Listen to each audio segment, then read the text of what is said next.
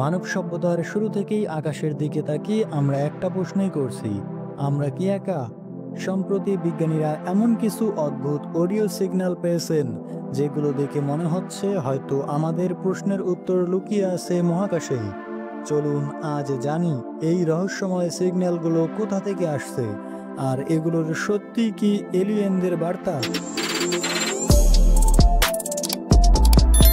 সাল 1977 আমেরিকার এক রেডিও টেলিস্কোপে ধরা পড়ে এক অদ্ভুত সিগন্যাল, যেটি মাত্র 72 সেকেন্ড স্থায়ী হয়েছিল। জ্যোতির্বিজ্ঞানী জেরি ইউম্যান এটি আবিষ্কার করে পাশে লিখেছেন, ওয়াও! এই সিগন্যাল এতটাই নিখুঁত ছিল যে অনেকে মনে করেছিলেন এটি ভিনগ্রহী সভ্যতার প্রমাণ। কিন্তু সমস্যা হলো এটি আর কখনো পাওয়া যায়নি। বিজ্ঞানীরা এখনও বিভ্রান্ত, এটি কি প্রাকৃতিক নাকি সত্যি কোনো বুদ্ধিমান সভ্যতার বার্তা। বর্তমানে বিজ্ঞানীরা এফআরবিএস নামে কিছু রহস্যময় সিগন্যাল পাচ্ছেন। এগুলো কয়েক মিলি সেকেন্ড স্থায়ী হয়, কিন্তু শক্তি এত বেশি যে 1 সেকেন্ডে সূর্য যত এনার্জি দেয় তত এনার্জি বেরিয়ে আসে। অনেক সিগন্যাল বারবার একই জায়গা থেকে আসছে, যা একে আরো রহস্যময় করেছে। বিজ্ঞানীরা বলেছেন এগুলো হয়তো নিউট্রন স্টার বা ব্ল্যাক হোল থেকে আসছে, কিন্তু অনেকে বিশ্বাস করেন এগুলো উন্নত ভিনগ্রহী সভ্যতার যোগাযোগ ব্যবস্থা। সেটি এবং নাসা অনেক বছর ধরে আকাশ স্ক্যান করছে। তাদের মতে আমরা এখনো মহাবিশ্বের খুব সামান্য অংশই খুঁজে দেখেছি। যদি মহাবিশ্বে বিলিয়ন বিলিয়ন তারা আর গ্রহ থাকে, তাহলে বুদ্ধিমান প্রাণের অস্তিত্বের সম্ভাবনা খুব বেশি।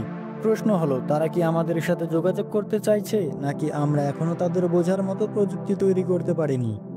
অন্যদিকে অনেক ষড়যন্ত্র তত্ত্ববিদ দাবি করছেন সরকার আসলে সত্যটা গোপন করছে। তাদের মতে ইউএফও দেখা, রহস্যময় আলোর ঝলক আর এই সিগন্যাল সবই এলিয়েনদের উপস্থিতির প্রমাণ।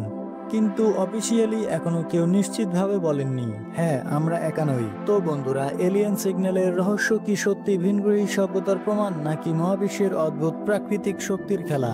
সত্যটা আমরা এখনো জানি না, কিন্তু একটা বিষয় পরিষ্কার, আমরা মহাবিশ্বে খুঁজতে শুরু করেছি মাত্র।